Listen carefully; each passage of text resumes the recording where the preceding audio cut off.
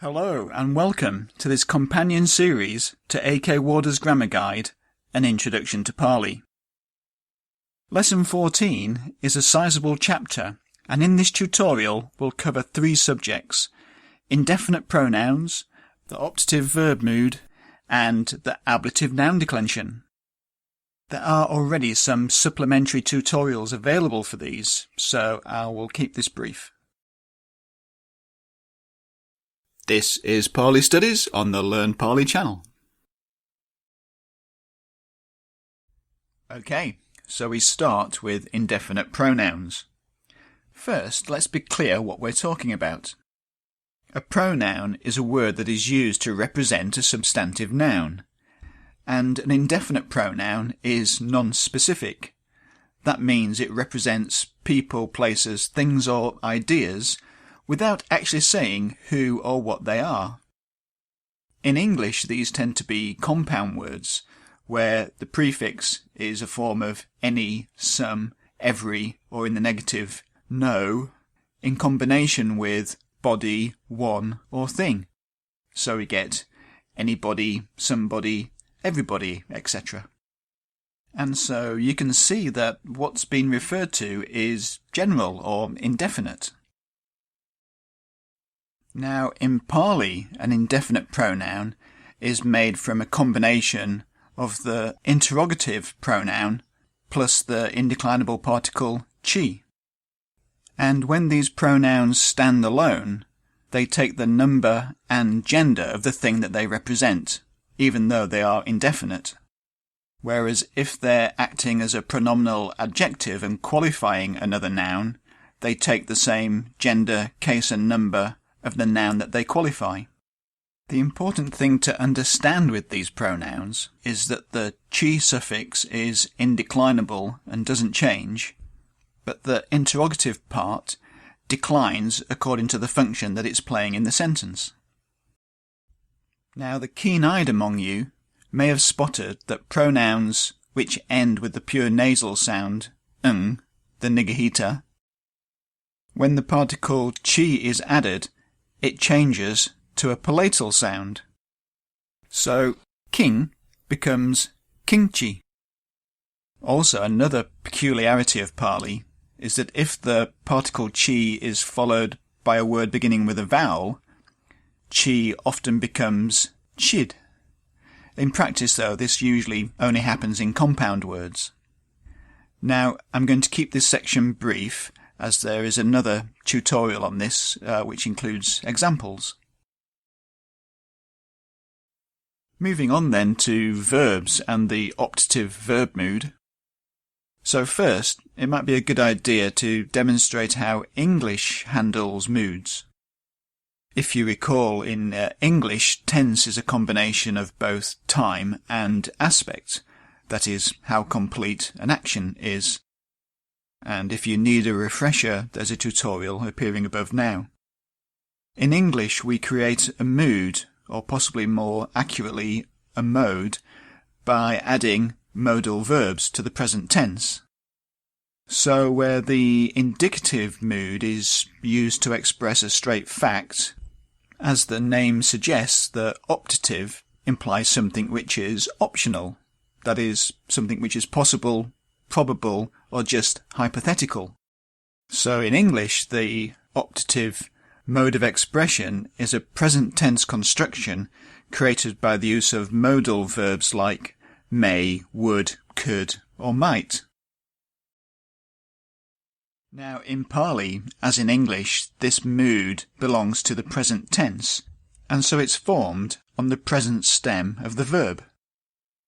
Both the passive and causative secondary variants can be found, but as far as I'm aware, not the past or the future. The inflectional paradigm of the optative is a little complicated as it's derived in several ways, but the basic form is to drop the final vowel of the stem and add the optative infix eya. And to this new verbal base, the present tense personal endings are applied. But there are several contractions and variant forms, and most grammar guides capture these in just the one table. and the order of the endings in this table are roughly aligned with relative frequency. Most verbs form their optative by means of one of these endings. But there are some irregular forms, most notably from the verb us, to be, and this root has two variants, with the most common being that of asa. In fact, I think the sia version is only found in poetry. And there are some other variant forms which it's worth being aware of. To the stem karo, meaning to do, forms with the irregular infix ia can be found, and these frequently metathesize, which means the r and the y sounds swap around. And similar to this, some stems take ya, and when the stem vowel is dropped, the y sound assimilates with the final consonant, resulting in a double consonant. And there are also some variants with ye as an infix. So the optative forms are actually many and varied. And bear in mind that the terms would, could, may, might have to be chosen based on context, and these that I'm showing are just examples. Now we've had a look at how it's formed, let's move on and see how it's used. Its main use is to express potential, which covers probability or hypothesis. For instance, this might be the path to awakening. But it also covers wishes and desires, such as may I obtain going forth. And this is especially true of the first person. Quite often, the optative is found in if-then type statements to express possibility. If he would cook, then I may eat. The optative is used here to express a degree of uncertainty, the statement being hypothetical. A conditional sentence like this, not to be confused with the conditional mood, takes the form of if X, then Y. The clause expressing the condition in Pali is introduced by an indeclinable particle such as satche, che, which is also enclitic, which means it won't be the first word in the clause, and yadi or yang. The main clause then usually expresses the result, either fulfillment or failure. And in Pali, such conditional sentences broadly divide into three types: those which express certainties or truths, those which are hypothetical what-if types, and counterfactual or non-realised outcomes. And I give some loose English examples here. Now, as Warder alludes to, the verb tense or mood used in each clause bears some relation to the certainty of the outcome, the optative verb being mainly used for hypothetical or uncertain statements. But if the result is more certain, then present tense or sometimes future tense verbs are preferred. Whereas if the outcome is not possible or counterfactual even, then the optative verb in conjunction with a conditional mood verb is favoured. And you'll have to wait, I think, until lesson 29 for the conditional verb mood to be outlined. But it's actually quite rare, so don't worry too much. And I should stress here that this list isn't exhaustive. Although the tense of the two clauses tends to be the same, they can differ in order to create the required meaning. So that's conditionality. But the optative can also overlap with the mild imperative to form requests. You should go to the village. And also to express assent. He may ask a question. And even prohibitions can be formed. You should not say that. Okay, next we come to the ablative noun declension. The term ablative comes from the Latin ablatus, meaning to move away from or to be carried away. And essentially it indicates origin, separation, or cause. In Pali it's sometimes referred to as the fifth case, and its meaning is very similar to how English uses the preposition from. So let's first look at its formation.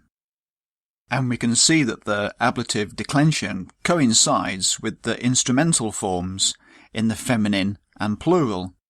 It's only the masculine and neuter singular which have their own forms. And here it's the long A which is the most frequent. Note this table is just for A-stem nouns, and there's a slightly fuller look at the ablative formation in the tutorial appearing above now. And in addition to these forms, there's also an adverbial ablative suffix to, which can be added to any noun stem to create a singular ablative noun. Moving on now to look at how it's used. In essence, the ablative case expresses the point from which an action begins or emanates, as in, he goes from village to village. And similarly, it can imply separation. And it can also indicate withdrawal from, as in abstaining from false speech, or release from, freed from bondage. Equally, it can indicate the source or origin of something. For instance, from desire is born grief. Fears arise from naivety, or they weep from grief, meaning they weep out of grief. And these border on another important use of the ablative case, which is to express cause.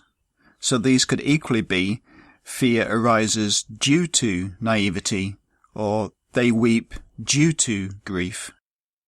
So we have to be careful, as for instance, viraga vimuchyati literally means out of dispassion he is released, and means due to dispassion he is released, and not from dispassion he is released.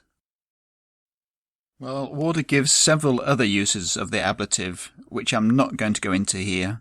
Many of these are natural, considering that the ablative often expresses from, except to add that the ablative noun is sometimes used in comparisons, with the meaning better than sleep.